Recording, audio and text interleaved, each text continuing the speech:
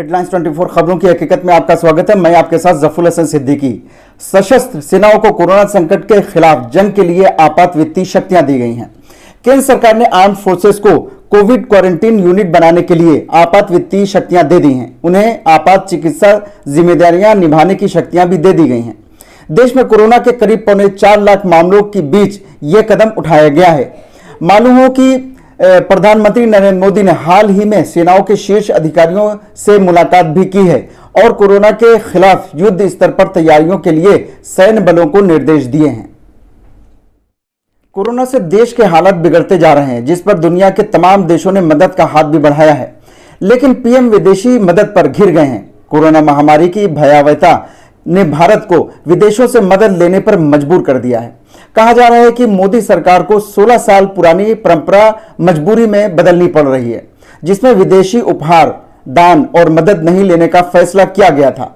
लेकिन तेजी से फैलते कोरोना संक्रमण और उससे होने वाली मौतों के कारण भारत में कई बुनियादी चीजों के लिए महामारी की स्थिति है। भारत में मेडिकल ऑक्सीजन, दवाइयां और कई तरह के उपकरण नाकाफी साबित हो रहे हैं। 16 साल पहले मनमोहन सिंह के नेतृत्व वाली यूपीए सरकार ने सुनामी संकट के समय फैसला किया था कि भारत अब अपने दम पर अपनी लड़ाई लड़ सकता है, इसलिए किसी विदेशी मदद को नहीं स्वीकार किया जाएगा। लेकिन अब हालात यह है कि मोदी सरकार बांग्लादेश और चीन से भी मदद लेने को तैयार है। गुरुवार को भारत के विदेश सचिव हर्षवर्धन श्रृंगाल ने विदेशी मदद स्वीकार करने के फैसले का बचाव किया और पत्रकारों से कहा कि लोगों की जरूरतें पूरी करने के लिए जो भी करना होगा सरकार करेगी। कोरोना मामले पर सुप्रीम कोर्ट का बड़ा आदेश। सोशल मीडिया पर ऑक्सीजन बेड, दवाओं की पोस्ट करने वालों पर ना करें कार्रवाई। कोरोना के कहर में जीवन और मौत के बीच का पुल बना सोशल मीडिया कोरोना की दूसरी लहर के रूप में भारत में मची तबाही से हर रोज देश में 3 लाख से अधिक मामले दर्ज किए जा रहे हैं। अपने परिजनों तक मदद पहुंचाने के लिए लोग बड़ी बेचैनी से सोशल मीडिया की सहायता ले रहे हैं। अपने बीमार परिजन को अस्पताल में बेड, ऑक्सीजन, रेमडेसिविर दवा और प्लाज्मा दिलाने के लिए लोग सोशल मीडिया का जमकर उपयोग कर रहे हैं। ऐसे वक्त में यह माध्यम ही शायद उनकी अकेली उम्मीद है। इसके लिए लोग सुबह से रात तक अपने इंस्टाग्राम अकाउंट को स्कैन कर रहे हैं, व्हाट्सएप के विभिन्न समूहों में मैसेज छोड़ रहे हैं और लोगों को कॉल करके आस लगा रहे हैं कि कहीं से कोई मदद उन्हें मिल जाए। पूरा माहौल अराजक और बोझिल बना हुआ है। एक व्हाट्सएप मैसेज फ्लैश होना शुरू होता है कि आईसीयू के 2 बेड खाली हैं। कुछ मिनट बाद पता चलता है कि वो भर गया। इस बीच एक और मैसेज आता है, ऑक्सीजन कॉन्सेंट्रेटर की जरूरत है, कृपया मदद करें। स्वास्थ्य प्रणाली के चरमरा जाने के बाद सोशल मीडिया लोगों की मदद और भाग्य, अब ये चीजें ही लोगों के जीवन और मौत को तय कर रही हैं।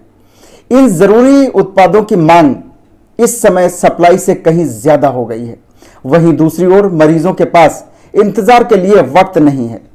मैंने शुक्रवार को जब यह स्टोरी लिखना शुरू किया तब मेरी बात उत्तर प्रदेश के एक आदमी से हुई।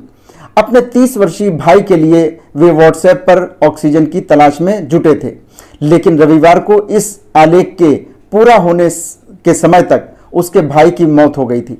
लोग अपने बीमार परिजनों की जान बचाने के तमाम रास्ते कई दिनों से खोज कर परेशान और दुखी हो चुके हैं। हम सब जानते हैं कि कोरोना को मरना चाहिए, लेकिन अगर कोरोना को मरना है तो इंसानियत को हर हाल में जिंदा रखना होगा। यह वाकया इंसानियत को शर्मसार करती है। मां के शव के पास 2 दिन बिलखता बच्चा, कोरोना के डर से पड़ोसियों ने नहीं ली सुध। महाराष्ट्र के पुणे शहर में कोरोना के कहर के बीच इंसानियत नदारद दिखी। यहां मां के शव के पास 2 दिनों तक उनका 1.5 साल का बच्चा बिलखता रहा, लेकिन संक्रमण और बीमारी के डर से कोई भी उनके पास नहीं गया। बाद में पुलिस पहुंची और 2 महिला कांस्टेबल ने उन्हें शिशु मां की जिम्मेदारी निभाई। दरअसल आस पड़ोस के लोगों के बीच मृतक महिला को लेकर आशंका थी कि कहीं उनकी मौत कोरोना से तो नहीं हुई। हालांकि अब तक यह साफ नहीं है। बच्चों को कोविड टेस्ट भी नेगेटिव है। वक्त के सितम से अनजान नन्हा बच्चा मृतक मां के शव के पास बैठा रहा, लेकिन बगल में बैठे 1.5 साल का मासूम बच्चा, पड़ोसियों ने तब तक सुध नहीं ली जब तक इस घर से बदबू नहीं आने लगी। बदबू ने परेशान नहीं कर दिया। मकान मालिक के कॉल पर पुलिस पहुंची और बच्चे को गोद में उठाया।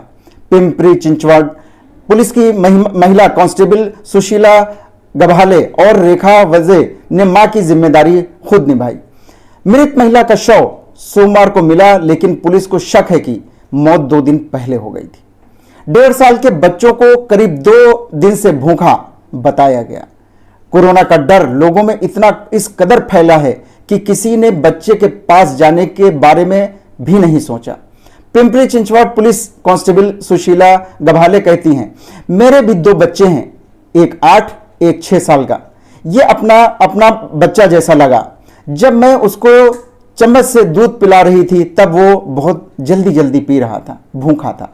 एक अन्य कांस्टेबल रेखा वजे ने बताया, बच्चे को थोड़ा बुखार था। हमने जब डॉक्टर को दिखाया तो उन्होंने बताया इसको अच्छे से खिलाओ पिलाओ, बाकी सब ठीक है।